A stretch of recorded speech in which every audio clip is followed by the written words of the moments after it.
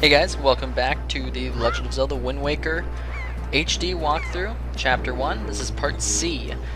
So once you're given free control in the boat, you can talk to people if you want, but ultimately what you're going to want to do is head through the door and then drop down here where you're going to meet Nico, one of the most annoying characters in the game.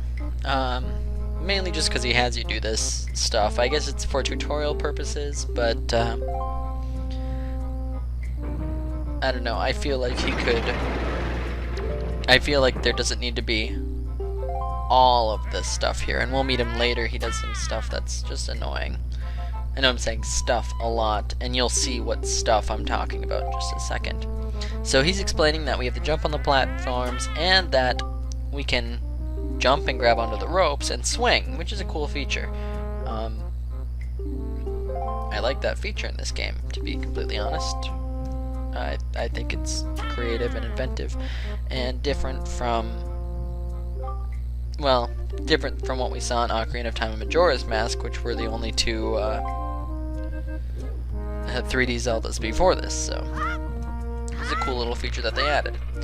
But anyways, you have to kind of traverse this obstacle course, which is really easy. Just make sure you have the camera behind you before you jump. The lanterns will swing a little bit, but it's not too bad. If you do jump awkwardly and you're not where you want to go, you can hold ZR to stop, and then while holding it, you can turn where you're facing with it. So, and you have plenty of time, so don't try and speed. You don't have to try and speed through it. You have plenty of time. If you screw up, you can go back up and just hit the switch again. The switch on the left will put the platforms down, switch on the right will bring them back up, so your time will reset. Anyways, once you do that, you can grab the spoils bag. So, in the last part I was talking about those bokoblins having joy pendants. Well, that's one of 8, I believe, different spoils that are in this game that enemies have, or you can get in chests, and they all connect to a side quest. So anyways, once you've done that, you have to do this. You will have arrived at Forsaken Fortress. Yeah, they've got a pretty fast ship. So now we have to climb up this ladder so that we can look at Forsaken Fortress. So you can see the Helmarock King kind of sitting up there. He must be sleeping. There's some searchlights. So how are we going to infiltrate this place? Well, you'll soon find out.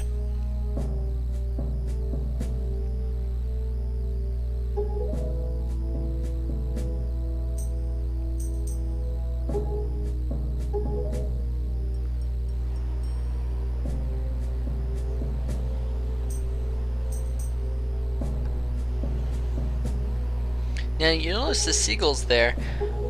This is why I pointed it out earlier that Aryll was that there were a bunch of seagulls by her. I didn't realize this, but that's how they know that that's where Aryll is, because the seagulls are there. I thought she just meant, oh, they must be there because there's seagulls there. But no, there's actually a purpose. There's seagulls there because Aryll's there. I thought it was just a lapse in logic by the game, but it was actually me not paying attention enough to the beginning part of the game where seagulls are flocking around Aryll. I just noticed that on this playthrough. Yeah, I might be a little stupid. But anyways, our option for getting in there is being catapulted in a barrel. Yeah, I don't blame Link for not wanting this to go down. So, you'll see Link prepare, and then we get launched into this fortress. Well, unluckily for us, we are going to lose our sword. Yeah, spoiler alert. So we have to traverse this dungeon without a sword. And yes, this is technically a dungeon, although I'm not going to say it's the first dungeon in the game. What I was referring to before as the first dungeon in the game is the dungeon after this. But yeah, technically this is a dungeon because there's a map and compass. But for right now, we'll be able to get through this pretty quickly, so it's not that special of a dungeon. Anyways, once you regain control of Link, you can take a few steps, and Tetra will talk to you somehow. She'll reveal that she put a gossip stone in your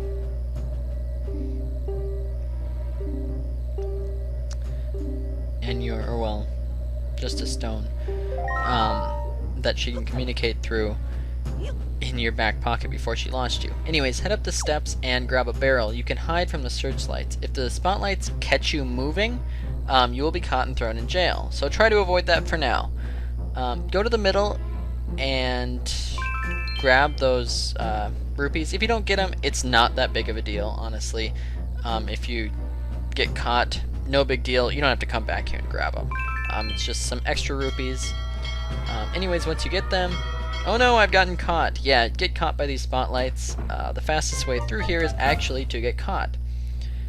You're thrown in jail, but they didn't make... I mean, they made the jail with a pretty easy escape route. Hop on the table and lift the...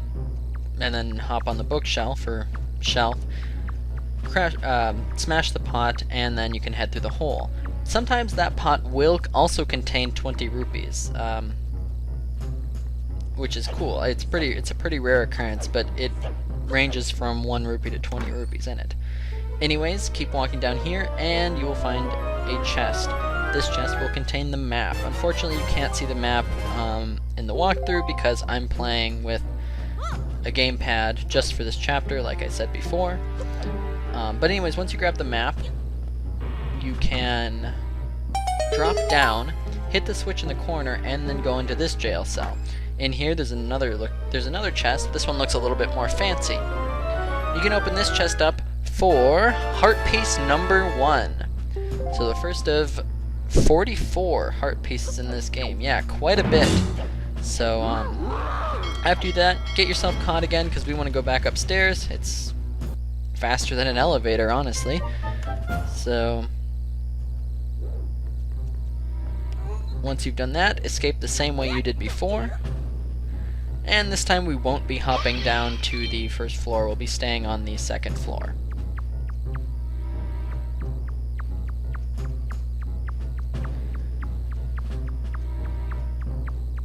Now with the searchlights, we're going to want to take one of those out, because if you noticed before, one of them was pointing at the window where Errol was, and if you try to go there now, you'll just get caught by the spotlight right away, which is, you know, not ideal.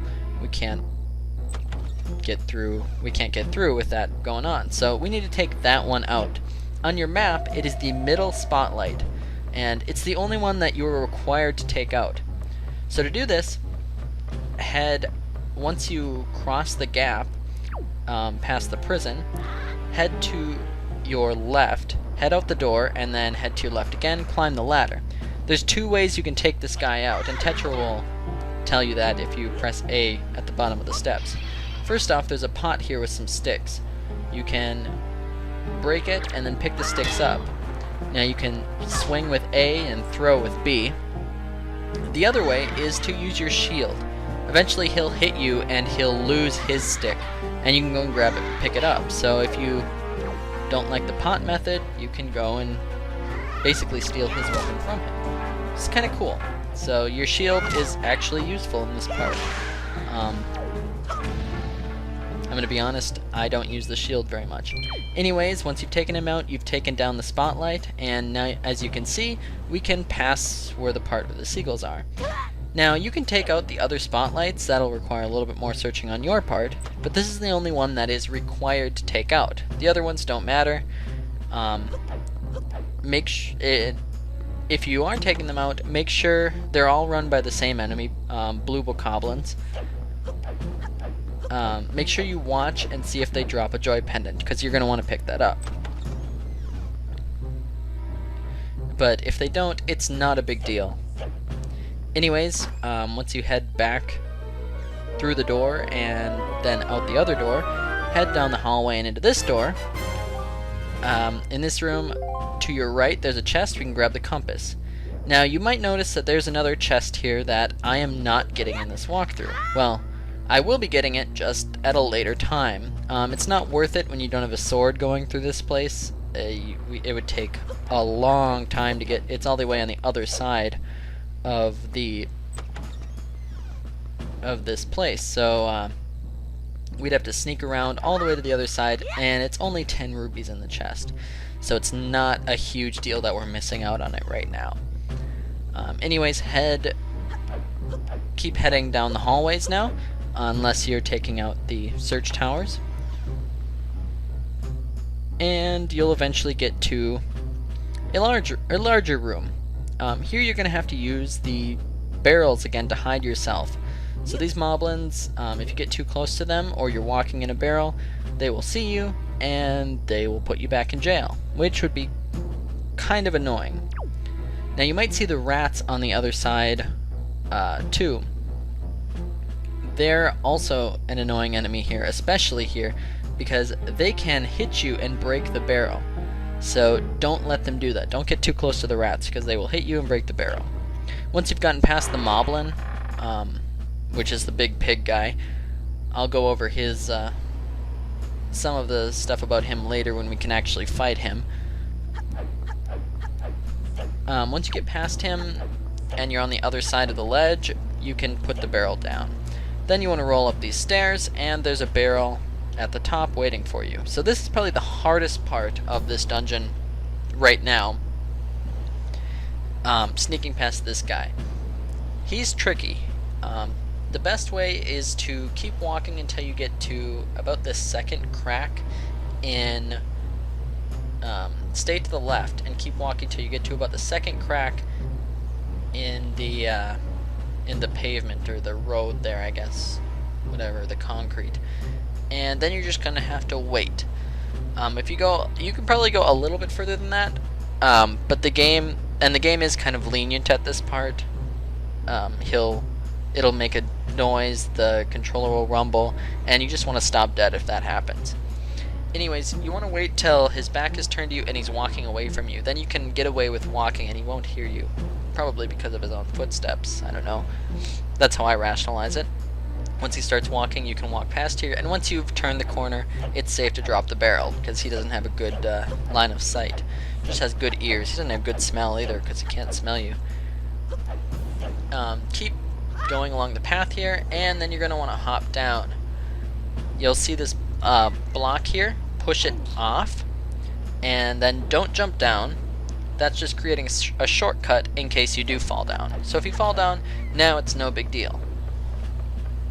Head back up the ladder you just came, and then you're going to want to face the wall and hold A. This is a new feature here that Wind Waker introduced. It's the sidle feature where you can basically sidle along a wall. In my opinion, it's kind of annoying because it takes a long time to go through, and but luckily it's not used that much throughout the game. So quite a bit in the beginning, and I almost screwed up here. That would have taken a long time to get back, but luckily I didn't. Yeah, sometimes you can accidentally roll instead of sidle, so be careful of that. Also, I might be pronouncing that wrong. It might be sidle, but I usually say sidle. But once you've sidled both the ledges there, you can keep heading around the path, and you'll finally find your sword. Now we have a fight with a green bokoblin. Quickly get your sword, and then you can take him out. This one has a shield, although he very rarely uses it, so he's basically as tough as the blue bokoblins were before. You can use the parry attack method as you did earlier, but